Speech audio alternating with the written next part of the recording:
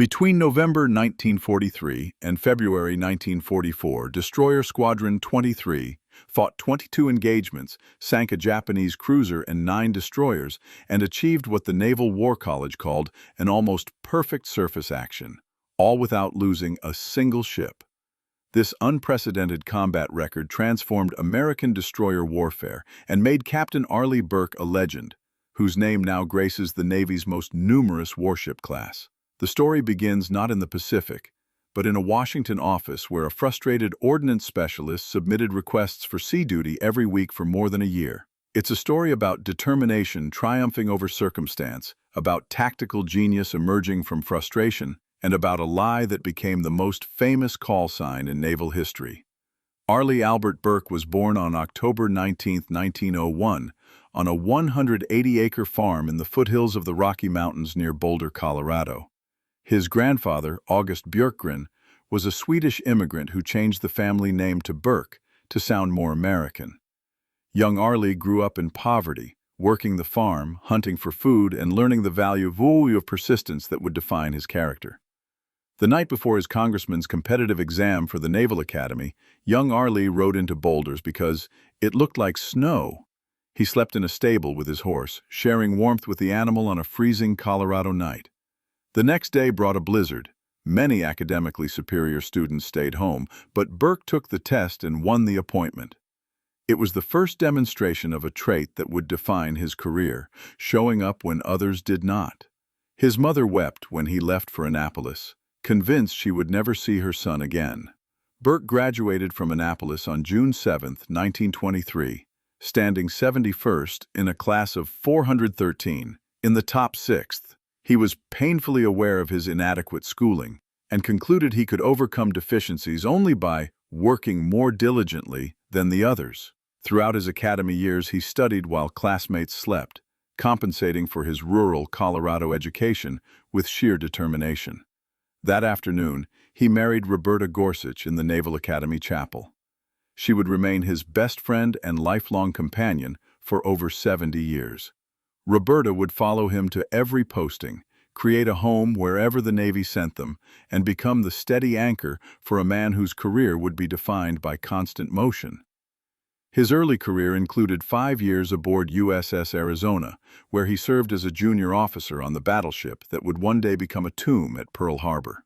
He earned a master's degree in chemical engineering from the University of Michigan, writing his thesis on explosives and propellants.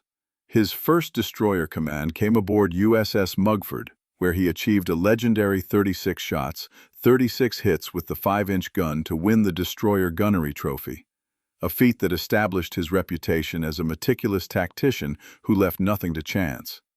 His crew learned that Burke expected perfection and would drill endlessly until every man could perform his duties blindfolded. But when war came, Burke found himself in purgatory. In May 1940, the Bureau of Ordnance reclaimed Burke, assigning him to the Naval Gun Factory in Washington as an inspector of gun mounts.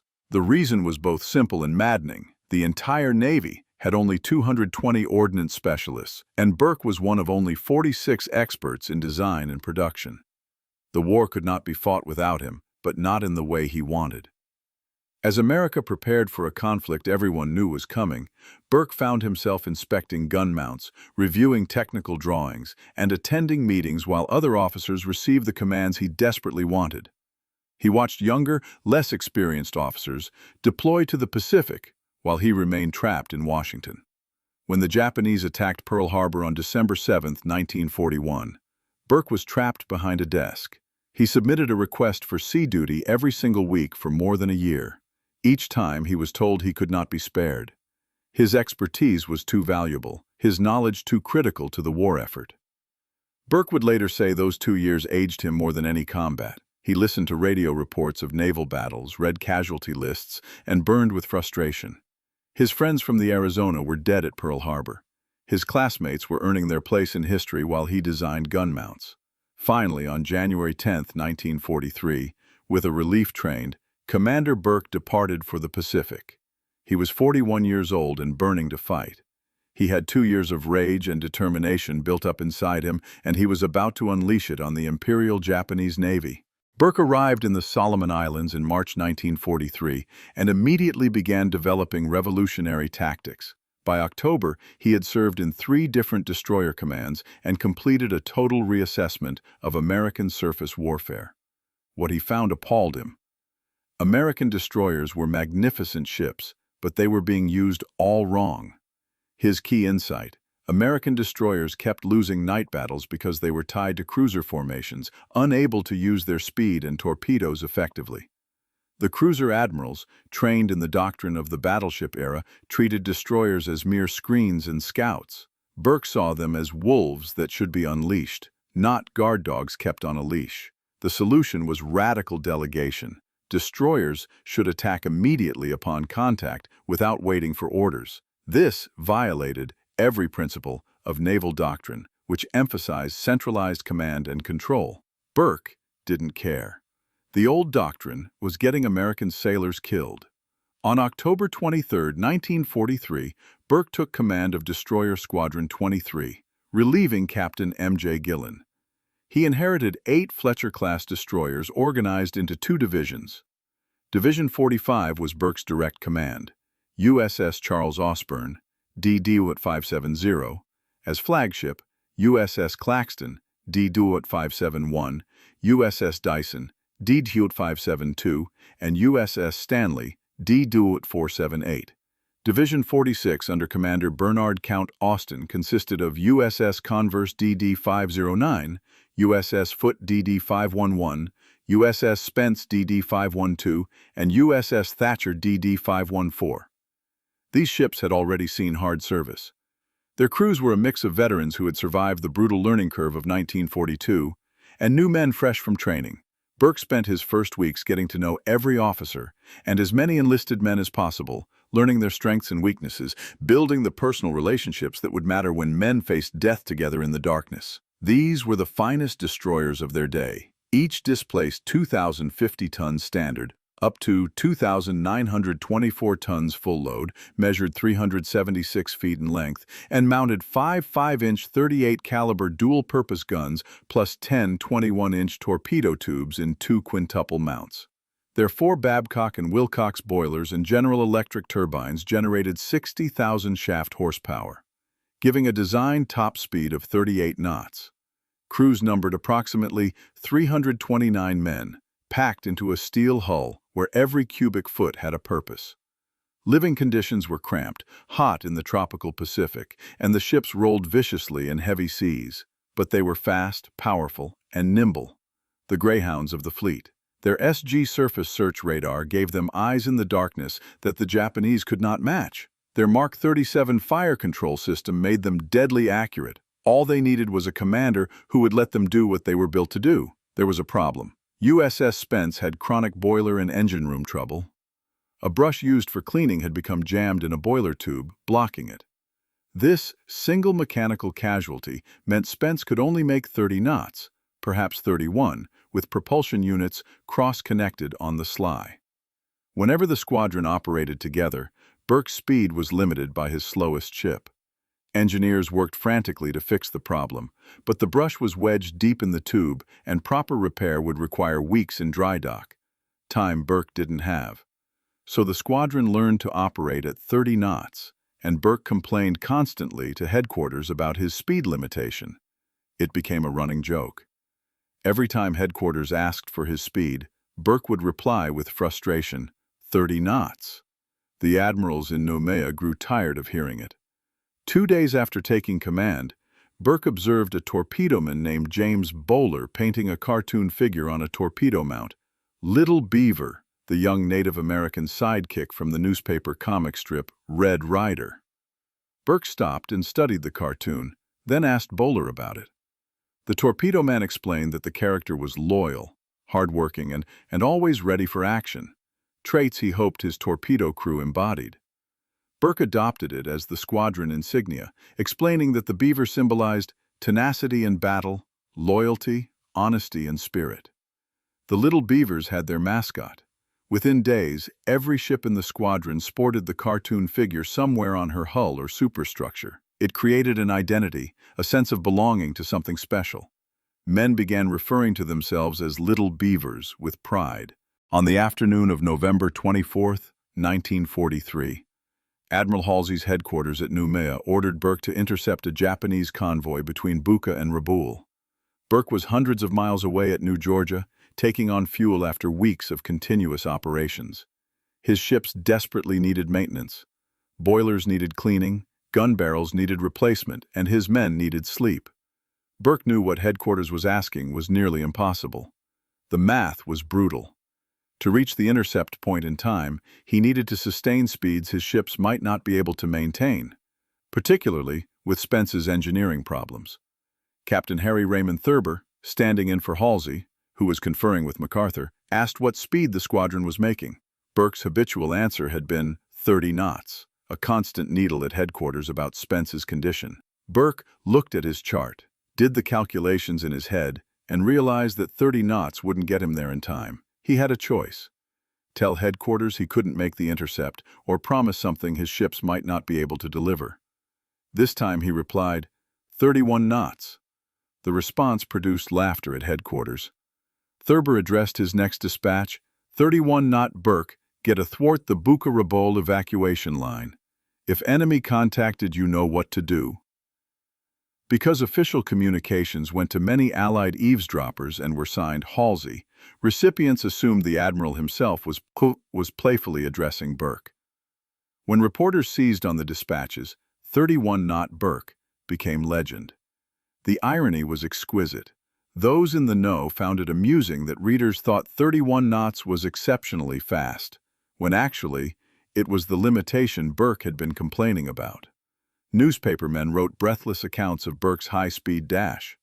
Naval officers who understood destroyer capabilities smiled at the joke. Burke had promised 1 knot more than his habitual complaint, and headquarters had immortalized it in a dispatch that would be read around the Pacific. Later that night, when Burke gave chase to fleeing Japanese transports, Thurber radioed, 31-knot Burke, you've got to get off your ass and make at least 33 if you want to catch those boys. Without Spence holding them back, Burke cranked up to 33 knots and began closing the range. The engineering crews pushed their plants to the limit, and the destroyers sliced through the Black Pacific waters at speeds their designers had only dreamed of. In the fire rooms, temperatures soared above 120 degrees. Men worked stripped to the waist, drinking water constantly, their bodies screaming in protest. But the ships answered the call, and Burke closed on his prey. The squadron's first major action came supporting the 3rd Marine Division landing at Cape Torokina, Bougainville on the night of November 1st to 2nd, 1943. Desron 23. Operated with Rear Admiral A. Stanton Tip Merrill's Task Force 39, 4 light cruisers, against a Japanese force including heavy cruisers Miyoko and Haguro, light cruisers Sendai and Agano, and 6 destroyers. The Japanese force was commanded by Rear Admiral Sentaro Omori, an aggressive officer determined to destroy the American landing force. Burke had studied Omori's previous battles and predicted he would come straight in, fast and aggressive, relying on the long-lance torpedo and superior Japanese night-fighting doctrine. Burke's division launched torpedoes at 2:46. American cruisers opened fire 3 minutes later. The sea erupted in fire and explosions. Star shells turned night into day, then darkness returned as they burned out, leaving men night-blind and disoriented. In the confused night melee, Japanese destroyer Samidare collided with Shiratsuyu, and heavy cruiser Myoko sliced off the bow of destroyer Hatsukaze, leaving her dead in the water. By 5:39, Burke's destroyers had finished off the burning Sendai with torpedoes and Hatsukaze with gunfire. The cruiser Sendai, hit by multiple torpedoes, went down with most of her crew. Burke's ships closed in like wolves finishing wounded prey, their 5-inch guns hammering the helpless destroyer until she disappeared beneath the waves. Japanese losses were light cruiser Sendai and destroyer Hatsukaze sunk, with 4 other ships damaged. American losses included USS Foote, which took a long-lance torpedo that blew off her entire stern, killing 19 men and wounding 17. The explosion was catastrophic. The entire after-third of the ship simply ceased to exist. Yet somehow Foote remained afloat, her forward bulkheads holding, her crew fighting fires and shoring up damaged frames while sister ships screened her withdrawal. USS Thatcher and Spence sideswiped each other in the darkness, tearing metal and starting leaks, but both remained operational. Foote was towed to safety and eventually rebuilt, receiving a new stern section in a feat of emergency shipyard engineering. Burke visited the survivors in the hospital, memorizing names, writing letters to families of the dead. He had won his first major engagement, but the cost reminded him that victory always came with a butcher's bill. The Battle of Cape St. George came 3 weeks later, on November 25, 1943. This was the battle that made Burke's reputation and ended the Solomon Islands campaign. The Japanese mission was Destroyer Division 31, 5 destroyers carrying 920 troops to reinforce Buka and evacuating 700 aviation personnel from the threatened garrison. Captain Kyoto Kagawa commanded the escort group consisting of Onami and Makinami. Captain Katsumori Yamashiro commanded the transport group consisting of Amagiri, Yugiri, and Uzuki. These were veteran ships with experienced crews, but they were exhausted. The Tokyo Express had been running for over a year, and crew fatigue was becoming critical. American forces consisted of only 5 destroyers: Charles Osborne, Claxton, Dyson under Burke, and Converse and Spence under Austin. 3 ships were left behind for mechanical reasons, reducing Burke's force to 5, but 5 was enough. Burke positioned his ships closer to Rabaul than any Allied warships had yet ventured. He was operating in waters the Japanese considered their own, within easy range of land-based aircraft come daylight. If he didn't finish the job before dawn, his ships would be sitting ducks. At 1:41, USS Dyson made radar contact at 22,000 yards, over 12 miles. The green blips on the radar scope represented enemy ships that had no idea American destroyers were anywhere nearby. Burke described the conditions: an ideal night for a nice quiet torpedo attack. The overcast, moonless night prevented Japanese visual detection. Burke had been given a gift: total surprise combined with technical superiority. Now he had to execute perfectly.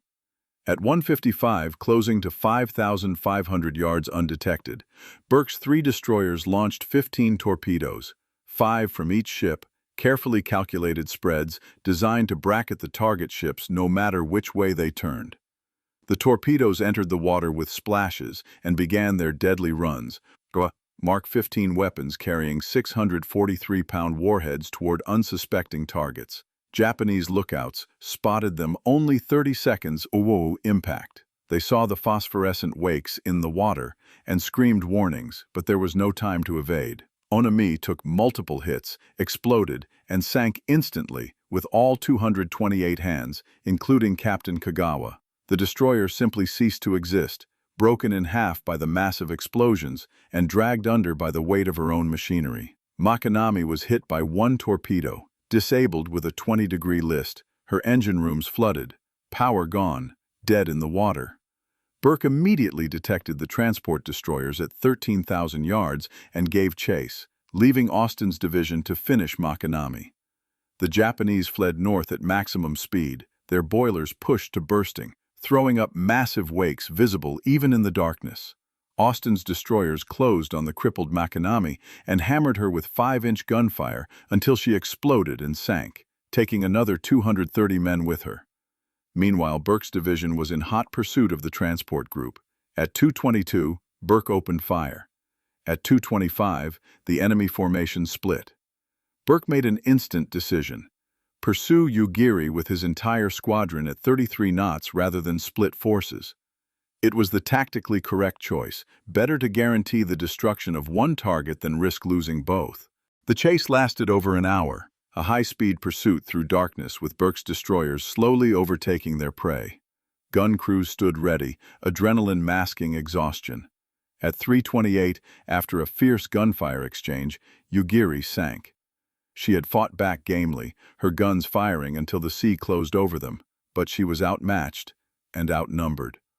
Burke called off the pursuit at 4:04, low on fuel and ammunition, dangerously close to Rabaul with its airfields and submarines, with dawn approaching. He wanted to chase down the escaping destroyers, but discipline overrode aggression. He turned his ship south and headed for safety at 33 knots, expecting Japanese air attacks at first light. Japanese losses were 3 destroyers sunk, Onami, Makinami, Yugiri, with 647 men killed. Over 600 sailors dead, 3 ships gone, and the Tokyo Express permanently ended. Uzuki escaped with 1 Dode shell hit, her captain pushing his ship beyond design limits to escape. Amagiri, the same destroyer that had rammed PT-109, killing 2 of Lieutenant John F. Kennedy's crewmen 4 months earlier, escaped untouched, her captain demonstrating the skill and aggression that had made the Tokyo Express so dangerous for so long. American losses were 0, not a single hit, not a single casualty, not even any damage from Japanese return fire. It was the kind of victory that seemed impossible. 5 American destroyers against 5 Japanese destroyers, 3 enemy ships sunk, 0 American losses. The Naval War College president called it an almost perfect surface action. Admiral Halsey called it the Trafalgar of the Pacific. It was the last surface engagement of the Solomon Islands campaign and the final run of the Tokyo Express. The Japanese Navy would never again attempt to supply isolated garrisons by destroyer. The sea lanes around Bougainville belonged to the United States Navy, and the thousands of Japanese soldiers trapped on the island would slowly starve while American forces ignored them and moved on. Cape St. George validated everything Burke believed about destroyer warfare. Aggression, surprise, technical superiority, and perfect execution could achieve results that seemed miraculous. The squadron continued relentless operations through February 1944. In December 1943, they conducted continuous patrols, bombardments of bonus airfield, and anti-aircraft actions off beachheads. The pace was punishing. Ships would refuel, rearm, and return to action within hours. Crews learned to sleep at their battle stations, to eat cold food standing up, to function on pure adrenaline and determination. Burke drove them hard because he knew that operational tempo itself was a weapon.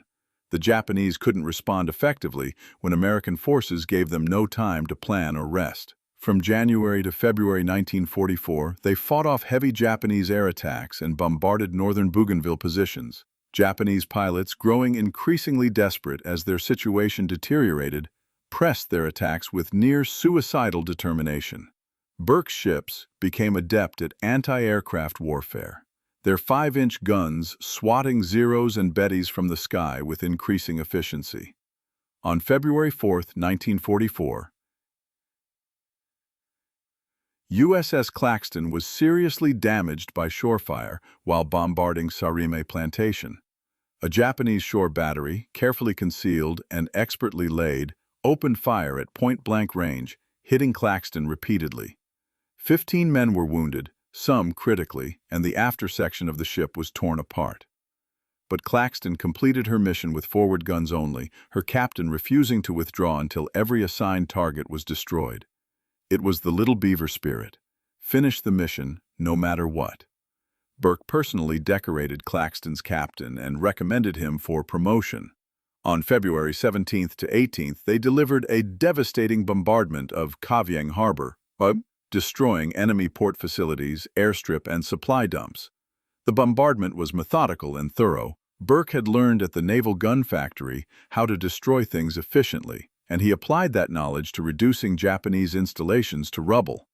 From February 20th to 24th, they conducted an anti-shipping sweep off New Ireland, sinking a large naval tug, a coastal mine layer, a freighter, and 4 barges. Every target represented Japanese logistics severed, supplies that would never reach starving garrisons, ammunition that would never be fired. During the tug action on February 22nd, the Japanese captain chose to fight rather than surrender. His small vessel had no chance, but he kept his guns firing until his ship exploded and sank. When he was not among the 73 survivors, Burke ordered a brief prayer service in his honor, an action that won him great respect in post-war Japan. Burke assembled his officers on Charles Osborne's fantail, removed his cap, and said simply, "That man chose to do his duty as he saw it. We honor his courage, even as we celebrate our victory." It was vintage Burke. Respect your enemy, honor their courage, but destroy them utterly when battle is joined. Enemy ships confirmed sunk included IJN Sendai, a light cruiser on November 2, 1943 at Empress Augusta Bay; IJN Hatsukaze, a destroyer on November 2, 1943 at Empress Augusta Bay; IJN Onami, a destroyer on November 25, 1943 at Cape St. George. Additional vessels sunk included a large naval tug, coastal mine layer, freighter, and multiple barges. The squadron claimed approximately 30 aircraft destroyed in anti-aircraft actions. American losses were USS Foote severely damaged and rebuilt, USS Claxton seriously damaged and repaired, and USS Thatcher and Spence with minor collision damage. Total casualties were 19 killed, approximately 49 wounded, with 0 ships lost. Destroyer 23 became the only destroyer squadron in World War II to receive a Group Presidential Unit citation, an award typically reserved for entire task forces or divisions given to a single squadron in recognition of achievement that exceeded anything else in the destroyer force. The Naval War College used the battle for years as a model engagement. Its excellence derived from 5 factors. First was flawless doctrine execution. Burke's 2-column formation worked exactly as designed. Torpedo attack column achieved complete surprise, while the gunfire support column efficiently finished the crippled enemy. Every ship commander knew his role and executed without needing orders. Second was superior technology integration. American SG radar detected the Japanese at 22,000 yards in conditions where Japanese optical lookouts were blind.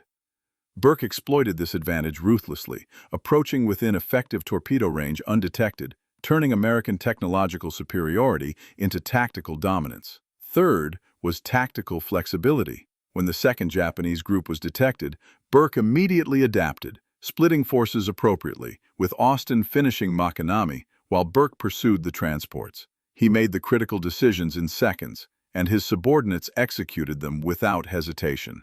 Fourth was decisive leadership. Burke held fire until 5,500 yards, requiring nerve that few commanders possessed. His decision to pursue Ugiri rather than split his force was tactically correct. His disciplined withdrawal despite aggressive instincts prevented potential disaster. Many aggressive commanders had been killed by chasing too far, and Burke knew when to break off. Fifth was 0 losses. Perfect execution produced perfect results. By November 1943, the front line had moved from Guadalcanal, secured in February 1943, through the Central Solomons to Bougainville. The campaign was part of Operation Cartwheel, the Allied strategy to isolate and neutralize the Japanese stronghold at Rabaul without direct assault. General MacArthur and Admiral Halsey had disagreed fundamentally about whether to attack Rabaul directly or bypass it, and the decision to bypass represented one of the great strategic innovations of the Pacific War. Why lose thousands of men taking a fortress when you could simply make it irrelevant?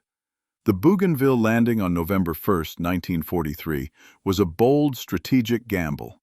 Rather than conquer the entire island, which held 57,500 Japanese personnel, the Marines seized a beachhead just large enough for airfields within bombing range of Rabaul. As Admiral Halsey noted, enthusiasm for the plan was far from unanimous, but the decision having been made, all hands were told to get along. It was warfare by logistics. If you can't supply your forces, eventually they stop being a threat. The Japanese Tokyo Express, high-speed nighttime destroyer resupply runs, was desperately inefficient, consuming approximately 1.5 tons of fuel per man or barrel delivered. But it was their only option. Allied air superiority made cargo ship operations suicidal. Slow cargo ships would be sunk before they reached their destinations. Fast destroyers could make the run at night, deliver their cargo, and withdraw before dawn brought American aircraft. But destroyers were combat vessels, not cargo ships. Every ton of supplies they carried meant less ammunition, less fuel for combat operations. The destroyer battles in the slot thus became critical for both sides. Cape St. George ended the Tokyo Express permanently. The Japanese could no longer supply their isolated garrisons. By January 1944, over 10,000 Japanese had died from failed resupply operations. not killed in combat but dead from starvation, disease, and the slow strangulation of a military force cut off from supply. Rabaul's isolation was assured. Its 100,000-man garrison would sit out the rest of the war, increasingly desperate, increasingly irrelevant, while the war moved on without them. When Burke arrived in the Solomons in March 1943, American forces had suffered devastating defeats in night surface actions. The Japanese possessed superior long-lance torpedoes with 1,080-pound warheads that could range 24 miles at 48 knots, weapons so superior to American torpedoes that there was simply no comparison. They possessed expert night-fighting tactics, with lookouts trained from childhood to sea in darkness, with crews who had practiced night combat for years. They possessed coordinated doctrine, developed over years of war against China, and refined in the crucible of the Solomon Islands.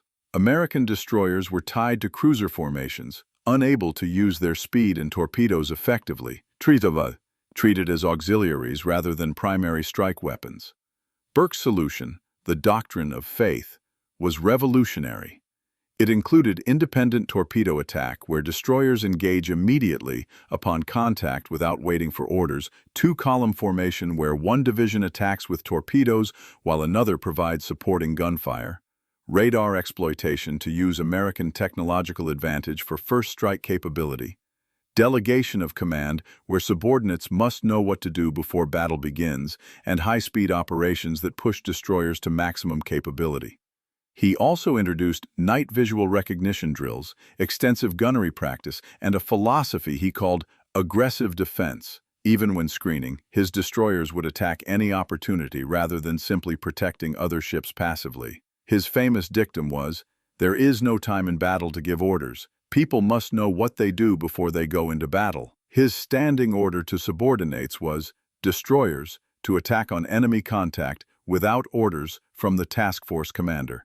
It was heresy. Traditional naval doctrine insisted on centralized command, on waiting for orders, on maintaining formation. Burke threw it all out. He told his officers, "If you see the enemy, attack. Don't wait.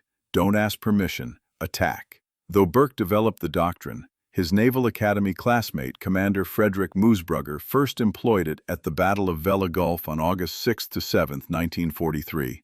Sinking 3 Japanese destroyers with no American losses, the first unqualified American surface victory of the war. Burke studied Moosbrugger's battle, refined the tactics, and made them his own.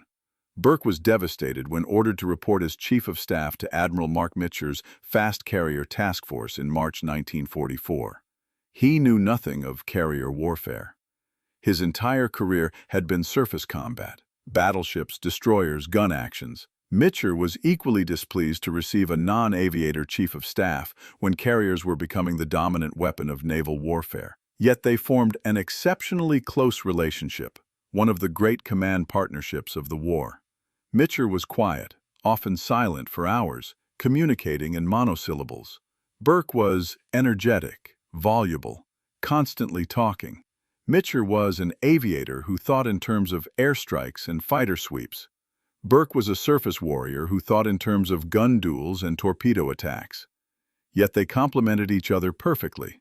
Burke served with Task Force 58/38 through the Marianas, Philippine Sea, Leyte Gulf, Iwo Jima, and Okinawa campaigns.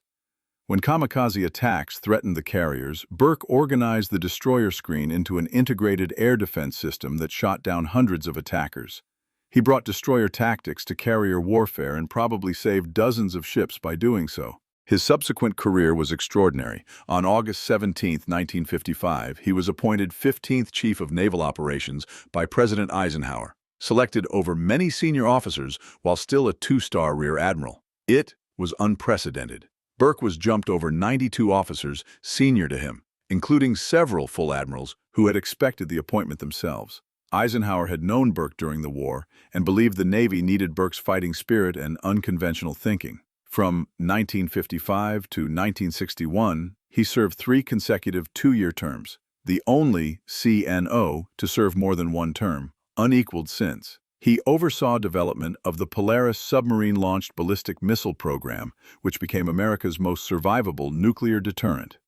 He commissioned the Navy's first nuclear-powered surface ships, USS Enterprise, USS Long Beach, and USS Bainbridge. He fought for the Navy's future at a time when some defense strategists believed missiles had made ships obsolete.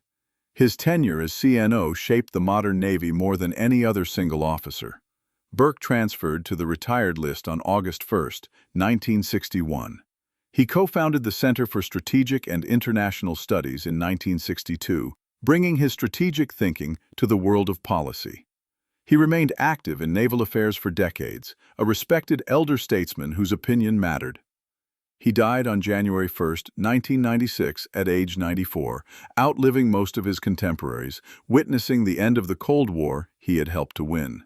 His headstone at the Naval Academy Cemetery bears a single word: sailor. Not admiral, not chief of naval operations, just sailor. It was how he saw himself, a man who went to sea, who led men in battle, who served his country on the water. Everything else was just titles. On July 4, 1991, USS Arleigh Burke, DG-51, was commissioned, the fourth time since 1861 that a Navy vessel was named for a living person. Over 400 members of Destroyer 23 attended the christening, old men now, some in wheelchairs but standing straight when Burke appeared. As Burke, then 89, told the crew, "This ship was built to fight. You had better know how." The Arleigh Burke-class is now the Navy's most numerous surface combatant, over 70 ships built or building, the backbone of American sea power. The modern descendants of those Fletcher-class destroyers that prowled the Solomon Islands in 1943. USS Cape St. George, CG-71, commissioned in 1993, honors his greatest victory. Every one of these ships carries Burke's legacy: aggressive, capable, ready to fight. Admiral Halsey captured Burke's essence in his foreword to the squadron history. Commodore Arleigh Burke provided the fire of leadership that fused a squadron of destroyers into a superb combat organization. A real fighting outfit with that vital combat ingredient we know as fighting spirit, which extended beyond the individual ship to create a sense of pride in and loyalty to the entire squadron. Each ship was good, not only because her men were good, but also because she belonged to Destroyer 23. That spirit, the Little Beaver spirit, became the standard against which all destroyer squadrons would be measured. In a letter to the creator of Red Ryder, Burke wrote, "Naturally, I miss the squadron more than I would like to admit. Never again will I be so fortunate as to work with men who so wholeheartedly and cheerfully put everything they had into the battles they fought." He knew those 4 months from October 1943 to February 1944 represented something special, a convergence of the right commander, the right ships, the right men, and the right doctrine at the right time. He would become CNO, would shape the Navy for decades, would influence strategy at the highest levels. But his heart remained with those 8 Fletcher-class destroyers and the men who sailed them into battle. The farm boy from Colorado who slept in a stable to take his exam, who submitted requests for sea duty every week for a year, who transformed American destroyer warfare in months, Arleigh Burke embodied his own 10-second rule. The difference between a good officer and a poor one is about 10 seconds. In the darkness off Cape St. George, those 10 seconds made history. The decision to hold fire until 5,500 yards, the decision to launch all torpedoes in a single massive salvo, the decision to pursue rather than consolidate. Each decision made in seconds, each decision perfect, each decision demonstrating the tactical genius of a man who had spent 2 years in Washington learning to make every second count. Burke had been given his chance finally after years of frustration, and when that chance came, he seized it with both hands and created a legend that endures today. Every destroyer that bears his name with him, every officer who studies his battles, every sailor who learns about the Little Beavers, they all carry forward the legacy of 31-knot Burke, the man who showed the world how destroyer warfare should be fought.